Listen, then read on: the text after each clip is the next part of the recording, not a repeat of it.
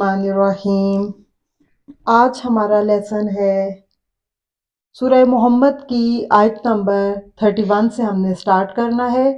तो पहले लफ्ज़ी तर्जमा देखते हैं, फिर उसके बाद हम तफसीर देखेंगे।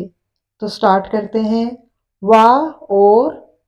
लनब्लुवन्नकुम, लाम अलबत्ता, नबलु हम आजमाएंगे, वन्ना जब नून सकीला आ जाए यानी नून पे तशदीद हो तो यहाँ पे ताकीद के मानी होते हैं, तो तर्जमे में आप लाएंगे ज़रूर,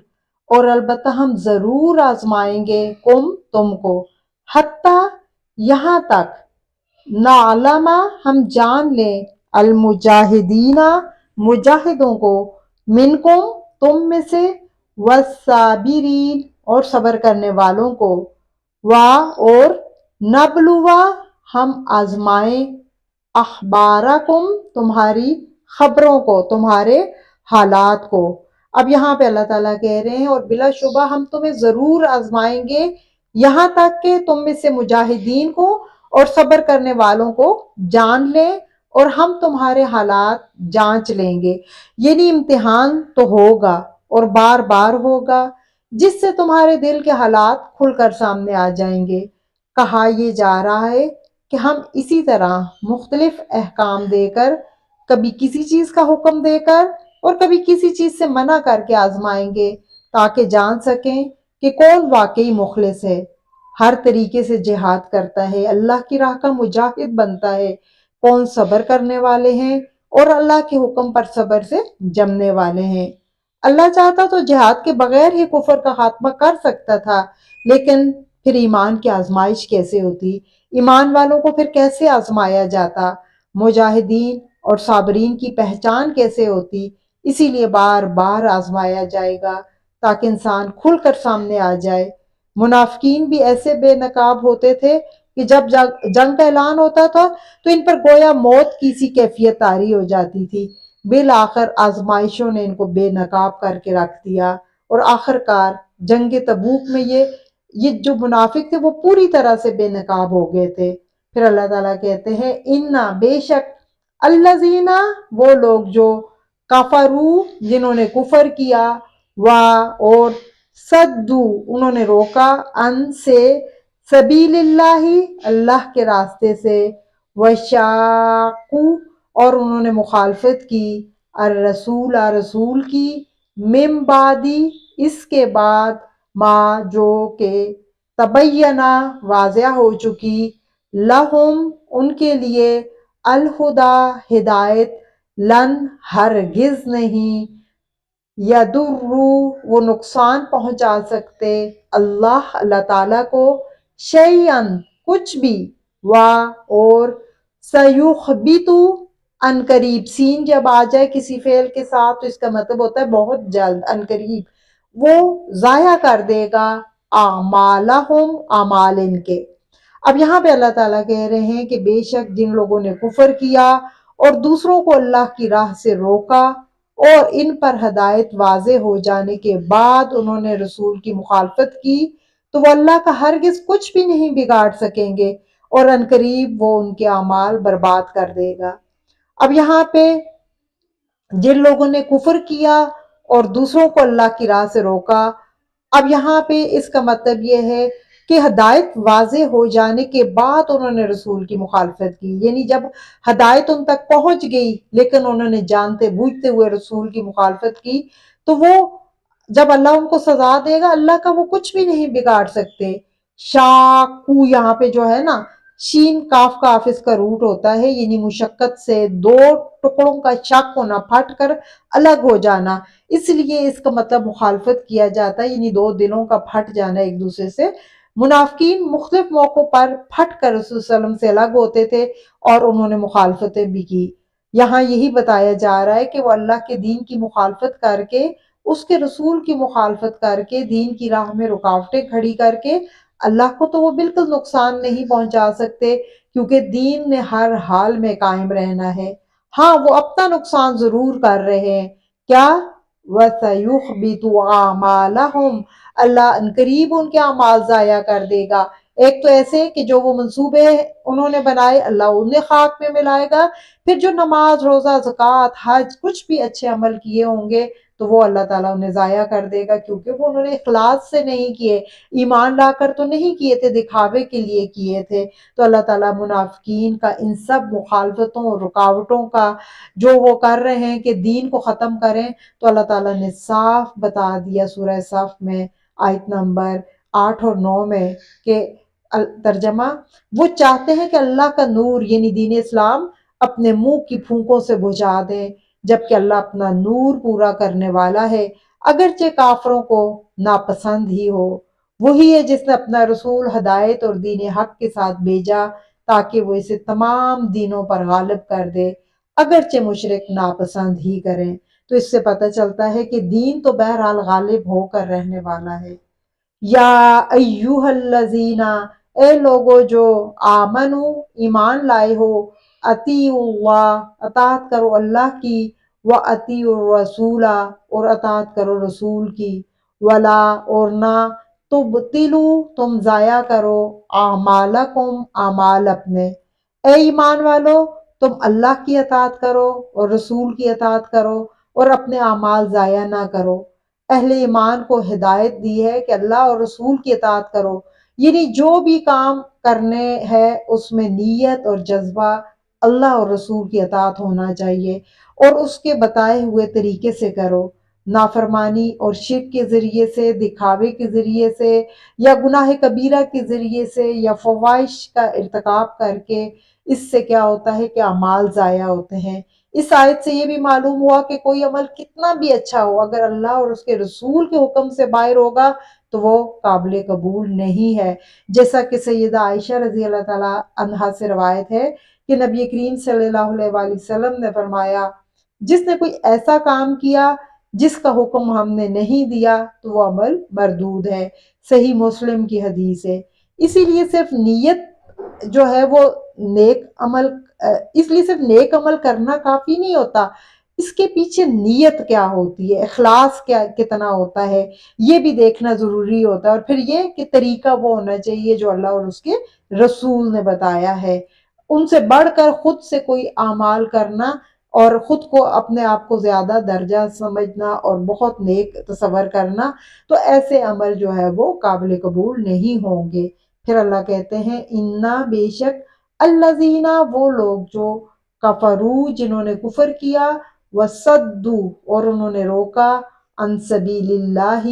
اللہ کے راستے سے، ثم پھر ماتوا وہ مر گئے، وہم کفار حالانکہ اس حال میں کہ وہ کافر ہیں،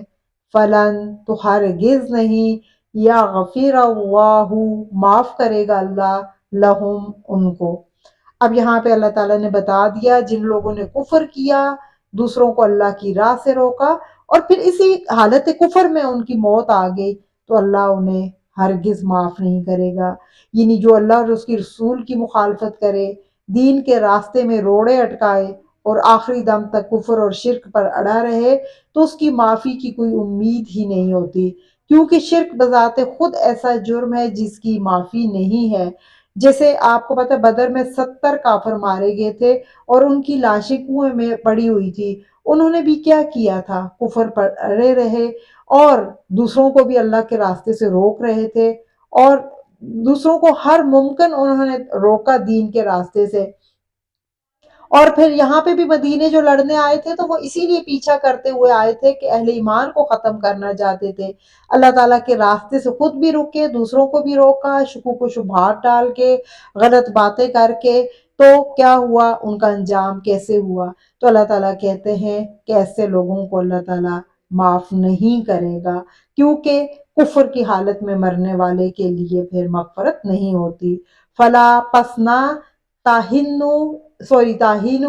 تم سستی کرو، وتدعو اور نہ تم بلاؤ، الی السلم سلامتی کی طرف، صلح کی طرف، وانتم اور تم ہی الاعلون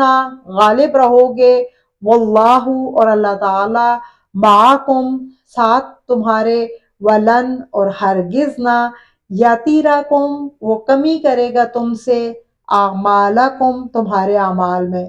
بس اللہ تعالیٰ یہاں پہ تسلی دے رہے ہیں کہ تم کمزور نہ پڑو اور تم صلح کی طرف جو ہے وہ بلاؤ، جبکہ تم ہی غالب رہو گے اور اللہ تمہارے ساتھ ہے، وہ تمہارے عملوں کو یا تمہارے ثواب میں نیکیوں کو ہرگز کم نہیں کرے گا۔ بس مین کام کیا ہے؟ کمزور نہیں پڑنا اور نہ تم صلح کے لیے ان کو بلاؤ۔ یہاں پہ تاہینو کا روٹ جو ہے واو خانون وہن سے ہے، طاقت میں کمی کی وجہ سے کمزور ہونا یا سست پڑنا۔ اللہ تعالیٰ کہہ رہے ہیں کہ تم غالب رہو گے، تم غالب آؤ گے،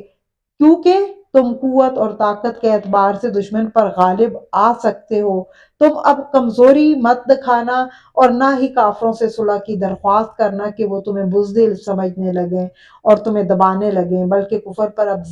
کاری ضرب لگانے کا وقت آ گیا ہے اور اللہ کا دین سربلند کرنا ہے۔ قوت اور طاقت کے ہوتے ہوئے کفر کے ساتھ مصالحت کفر کے اثر کو بڑھانے میں مدد دیتی ہے۔ اس کا مطلب یہ بھی نہیں کہ کافروں سے صلح کرنے کی اجازت نہیں، یہ اجازت تو ہے لیکن ہر وقت صرف نہیں ہوگی، حالات دیکھے جائیں گے۔ صرف اس وقت ہے جب مسلمان طاقت اور وسائل میں کم ہو، جیسا کہ آپ کو پتہ ہے مکہ میں صورتحال تھی جب اسلام ابتدائی اپنے دور میں تھا۔ ایسے حالات میں صلح زیادہ بہتر ہوتی ہے کیونکہ مسلمان طاقت میں بھی کم ہے، تعداد میں بھی اگر لڑیں گے تو غالب آنے کا وہ نہیں ہو، لیکن جب اب کے مسلمان بھرپور طور پہ وہ اپنی ایک سٹیٹ بنا چکے ہیں، اپنا وہ مضبوط ہو چکے ہیں، تو پھر جھکنا نہیں ہوتا۔ اور یہاں پہ آپ کو پتہ ہے جیسے کہ خود نبی کریم صلی اللہ علیہ وسلم نے جب صلح حدیبیہ میں کفار مکہ سے جنگ نہ کرنے کا 10 سالہ معاہدہ کیا تھا، تو ایسے وقت میں آپ جو ہے وہ کر سکتے ہیں۔ اور اللہ تعالیٰ کہتے ہیں کہ اللہ تمہارے ساتھ ہے۔ مسلمانوں کو فتح، نصرت اور مدد کی عظیم بشارت ہے کہ جس کے ساتھ اللہ ہو اس کو پھر کوئی شکست نہیں دے سکتا۔ تم ہی غالب آؤ گے، تم ہی بلند رہو گے، لیکن سستی، کمزوری اور کاہلی سے بچنا ہے۔ اپنی طرف سے بھرپور کوشش کرو، جان کی بازی لگا دو، اللہ تم سے تمہارے عملوں کا ثواب ہرگز کم نہیں کرے گا۔ یعنی کفار کے مقابلے میں ڈٹ کر لڑو، اللہ تمہارے اعمال میں کمی نہیں کرے گا، بلکہ اجر عظیم تمہارے لیے منتظر ہے۔ اور پھر اللہ تعالیٰ کہتے ہیں کہ حقیقت تو یہ انما بے شک الحیات الدنیا، دنیا کی زندگی، لعب کھیل ہے، ولہو اور تماشا ہے، وَإِن تُؤْمِنُوا اور اگر تم ایمان لے آؤ، وَتَتَّقُوا اور تقوی اختیار کرو، یُؤْتِیکُم وہ دے گا تم کو، اجورکم اجر تمہارے، ولا اور نہ یسألکم وہ سوال کرے گا تم سے، اموالکم مال تمہارے۔ یعنی دنیاوی زندگی تو محض ایک کھیل اور تماشا ہے، اور اگر تم ایمان لاؤ اور تقوی اختیار کرو تو اللہ تمہیں تمہارے اجر دے گا اور تم سے تمہارے مال نہیں مانگے گا۔ بے شک دنیاوی زندگی محض ایک کھیل اور تماشا ہے،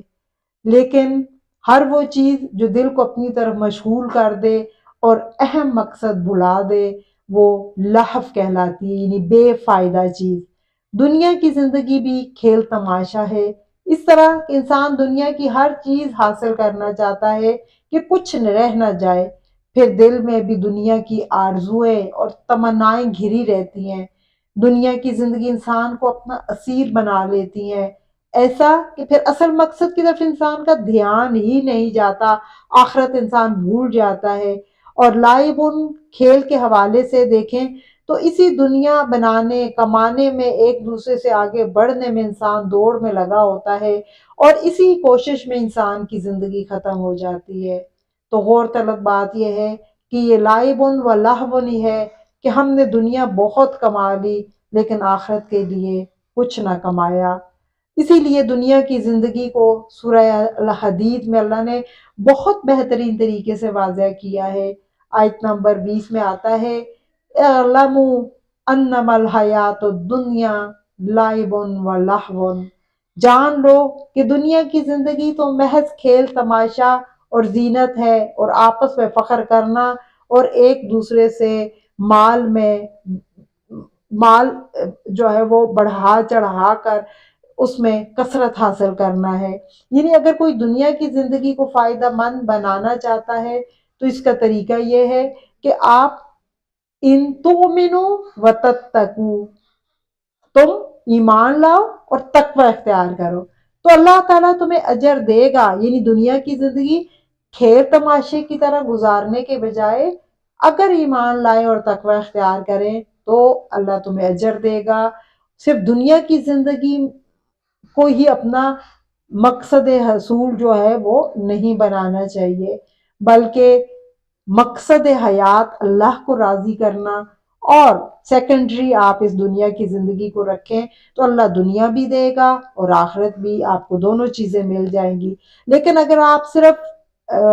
दुनिया ही को मकसद बना लेंगे तो फिर दुनिया तो उतनी ही मिलनी है जितनी आपके हिस्से में है, लेकिन आप अपनी आखिरत का नुकसान जरूर कर लेंगे। फिर अल्लाह ताला कहते हैं वला यस अलकुम अम्वालकुम, वो तुमसे तुम्हारे माल नहीं मांगेगा। अल्लाह को तुम्हारे माल की जरूरत है ही नहीं, जिसको तुम इकट्ठा करने में जिंदगी गुजार देते हो, और तुम्हारे माल का तलबगार तो है ही नहीं, वो तो खुद सब कुछ देने वाला है, लेकिन तुमको अजर सवाब देना चाहता है। इंसान अगर अल्लाह की राह में खर्च करता है तो इसका अपना फायदा है, अल्लाह को उसके माल की जरूरत नहीं होती। हजरत अबू हुरैरा से रवायत है कि नबी करीम सल्लल्लाहु अलैहि वसल्लम ने फरमाया, बेशक अल्लाह ताला तुम्हारी शक्लें और माल नहीं देखता, बल्कि वो तुम्हारे दिलों को और अमाल को देखता है।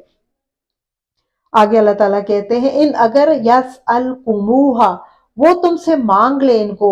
फयुखफिकुम, फिर वो फिर तुमसे चिमट जाए, तब खलू तुम बुखल करोगे, वह युखरिज, और वो निकालेगा, अदगानकुम, तुम्हारे बुग़्ज़, तुम्हारी अदावतें। यानी अगर अल्लाह फर्ज करे तुमसे माल का सवाल कर ही ले और फिर वो इस पर इसरार करे तो तुम क्या करोगे, तुम बुखल करोगे और वो तुम्हारे कीने बाहर निकाल कर देगा। यानी अल्लाह तुमसे इस माल का सवाल करे और फिर वो इस पर इसरार करे तो तुमने क्या करना है, तुमने बुखल करना है। और फिर क्या है कि तुम बुखल करोगे और जो है अल्लाह तुमसे तुम्हारे माल पर अगर मजीद असरार करे और जोर देकर तलब करे, उसका तो ये हक है कि वो ले सकता है क्योंकि दिया ही उसी ने, मगर ये उसकी रहमत और मेहरबानी है कि वो तुमसे तुम्हारे सारे माल नहीं मांग रहा, बल्कि मालों में से कुछ हिस्सा मांग रहा है, कुछ मिकदार का मुतालबा करता है, लेकिन अक्सर लोग भी वो नहीं देते और बुखल करते हैं। अगर वो तुमसे तुम्हारा सारा माल मांगे फिर तो तुम बिल्कुल ही वकीली के उस पे आ जाओगे और वकीली का मुजाहिरा करोगे। और अल्लाह क्या कहते हैं कि अल्लाह तुम्हारे कीने निकाल बाहर करेगा। ये अदगानकुम, वाद गैन नून इसका रूट होता है, देखनून की जमा अदगानकुम, इसका मतलब होता है कीना, बुग़्ज़। और यहाँ पे खास तौर पर वो कीना या दिल की तंगी है जो अल्लाह के रास्ते में देते हुए माल के लिए इंसान के दिल में आती है। और इस आयत के मुताबिक अल्लाह के तमाम अहकामात हकीमाना हैं। दीन इस्लाम में जो भी फ़राइज़ और वाजिबात है वो भी इन्फाक फी सबीलिल्लाह वाजिब है। वो अल्लाह ने इंसान की कुव्वत और फितरत के ऐन मुताबिक रखे हैं। इंसान की फितरत और माहौल को सामने रखते हुए हुक्म दिए गए हैं क्योंकि अल्लाह अपनी मखलूक से वाकिफ़ है। इसके बाद उसने अल्लाह ताला ने साफ ऐलान किया सूरह बकरा में कि अल्लाह किसी को उसकी वुसअत से बढ़कर तकलीफ नहीं देता। इसलिए अल्लाह ने फरमाया कि अल्लाह तुमसे सारे का सारा माल नहीं मांग रहा, सब कुछ अल्लाह की राह में नहीं खर्च करने का मुतालबा कर रहा, वो ऐसा मुतालबा कर रहा है कि कुछ माल जो है जब अल्लाह के दीन पे वक्त आ जाए, अल्लाह के लिए जिहाद पे निकलना पड़े या अल्लाह की मखलूक का उसमें हिस्सा होता है, जब ज़रूरतमंद या लाचार लोग आए तो उनको देना है। हाँ तुम हो, हा उलाई, वो लोग, तुदऔना, तुम्हें पुकारा जाता है, बुलाया जाता है, लितुनफिकू, ताकि तुम खर्च करो, फी सबीलिल्लाह, अल्लाह के रास्ते में, फमिनकुम, तो तुम में से, मन, कोई ऐसा है जो यबखुलु, वो बुखल करता है, वमन, और जो कोई यबखल, बुखल करता है, फ़इन्नमा, तो बेशक, यबखलु, वो बुखल करता है, अन नफ्सिही, अपने नफ्स से, वल्लाहु, और अल्लाह ताला, अल गनियु, बहुत गनी है, व अंतुमुल फुकरा, اور تم محتاج ہو، وَإِن اور اگر تتولوا تم منہ موڑ لو، یستبدل وہ تبدیل کر دے گا، قومن ایک قوم کو، غیرکم تمہارے سوا، ثم پھر لا نہیں، یکونو وہ ہوں گے، امثالکم تمہاری مثال کی طرح۔ اب یہاں پہ آخر میں اللہ تعالیٰ کہتے ہیں سنو تم وہ لوگ ہو کہ تمہیں دعوت دی جاتی ہے کہ تم اللہ کی راہ میں خرچ کرو، پھر تم میں سے بعض وہ ہیں جو بخل کرتے ہیں، اور جو بخل کرتا ہے تو بس اپنے آپ ہی سے بخل کرتا ہے، اور اللہ بڑا بے نیاز ہے اور تم محتاج ہو، اور اگر تم پھر جاؤ گے تو اللہ تمہارے سوا دوسرے لوگ لائے گا، پھر وہ تم جیسے نافرمان نہیں ہوں گے۔ اب یہاں پہ اللہ تعالیٰ نے کھل کر کہا کہ تم وہ لوگ ہو کہ تمہیں جب دعوت دی جاتی ہے کہ اللہ کی راہ میں خرچ کرو تو پھر تم میں سے بعض تو وہ ہیں جو بخل کرتے ہیں، کیونکہ عہد نبوی میں جنگ کے لیے لوگوں ہی سے مال جمع کیا جاتا تھا، مدینہ میں ٹیکس وغیرہ نہیں تھے اور نہ ہی سرکاری خزانے میں بہت کچھ ہوتا تھا، اس لیے جب بھی جنگ ہوتی تو گھوڑے، اونٹ، تلواریں وغیرہ سب لوگوں کی اپنی ہوتی تھی جن کو وہ جنگ میں استعمال کرتے تھے، اور پھر غریب لوگوں کی مدد بھی اسی سے ہوتی تھی۔ یہاں اسی طرف اشارہ ہے کہ بعض ایسے بھی ہیں جو اس وقت کھل کر خرچ نہیں کرتے اور ہاتھ روک لیتے ہیں، اور پھر اللہ تعالیٰ نے صاف کہا جو بخل کرتا ہے تو وہ اپنے آپ سے بخل کرتا ہے۔ انسان اپنے نفس کے لیے کیسے بخل کرتا ہے؟ کیسے بخل کرتا ہے؟ اپنے آپ کو اجر سے محروم کر کے۔ انفاق فی سبیل اللہ انسان کی اپنی نیکیاں بڑھانے میں کام آتا ہے۔ اللہ تعالیٰ کا انفاق فی سبیل اللہ کا مطالبہ انسان کے اپنے فائدے کے لیے ہے، کس کی وجہ سے تمہیں قیامت کے دن جہنم کی آگ سے بچائے گا اللہ۔ صدقات تمہاری ڈھال بنیں گے، اور اللہ تو ویسے بھی غنی ہے، اللہ نے کہا اللہ غنی ہے، تم ہی محتاج ہو، اللہ تمہارا محتاج نہیں، تم اللہ کے محتاج ہو، تمہیں اللہ کی ضرورت پڑے گی۔ انفاق فی سبیل اللہ کی ضرورت انسان کو ہے کہ اسے وہاں پر وہ جہنم سے بچائے۔ حضرت ابو ہریرہ رضی اللہ تعالیٰ عنہ سے روایت ہے کہ رسول صلی اللہ علیہ وسلم نے فرمایا بخیل اور صدقہ دینے والے کی مثال ان دو آدمیوں جیسی ہے جن پر لوہے کی دو زرہیں ہیں۔ صدقہ دینے والا جب صدقہ دینے کا ارادہ کرتا ہے تو اس کی زرہ اس پر کشادہ ہو جاتی ہے حتیٰ کہ اس کے نقش پا کو مٹانے لگتی ہے، اور جب بخیل صدقہ کا ارادہ کرتا ہے تو وہ زرہ اس پر سکڑ جاتی ہے اور اس کے دونوں ہاتھ اس کی ہنسلی کے ساتھ جکڑ جاتے ہیں، اور ہر حلقہ ساتھ والے حلقے کے ساتھ پیوست ہو جاتا ہے۔ وہ کوشش کرتا ہے کہ اسے کشادہ کرے لیکن نہیں کر سکتا۔ تو قرآن اپنے خوبصورت انداز میں دلوں کے بخل کو دور کر رہا ہے، انسان کی تربیت کی جا رہی ہے کہ اللہ کی راہ میں خرچ کرنے میں بخل سے کام مت لیا جائے۔ یہ خرچ کرنا اس دنیا میں بھی کام آئے گا، اس سے مال کا تزکیہ ہوتا ہے اور انسان کا بھی تزکیہ ہوتا ہے کہ مال کی محبت کام ہوتی ہے۔ صدقے سے غریبوں کا کام بن جاتا ہے، اللہ تعالیٰ اس دنیا میں بھی نعمت بدل عطا کرتے ہیں، مال میں برکت ہوتی ہے، صدقات آفات کو ٹال دیتے ہیں، اور آخرت میں اللہ انہیں بڑھا چڑھا کر دے گا۔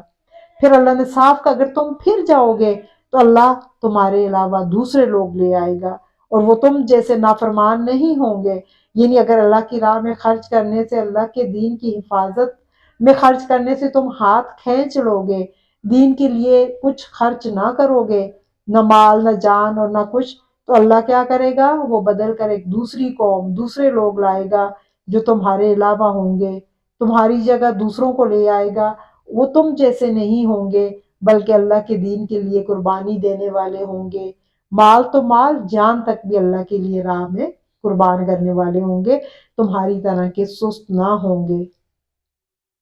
تو یہاں پر اللہ تعالیٰ نے آخر میں انسانوں کو متنبع کیا ہے کہ سنبھل جاؤ اور اللہ کی راہ میں خرچ کرو، جانیں بھی اور مال بھی۔ اگر نہیں کرو گے تو نقصان تمہارا ہے، اللہ کا نقصان نہیں ہے۔ اللہ تمہاری جگہ دوسری قوم لے آئے گا، وہ تم سے کہیں بہتر ہوں گے، وہ اللہ کی راہ میں جانیں بھی لگائیں گے اور مال بھی۔ اللہ تعالیٰ ہمیں اپنی راہ میں قبول کرے اور ہمارے جانوں اور مالوں سے اپنے دین کے لیے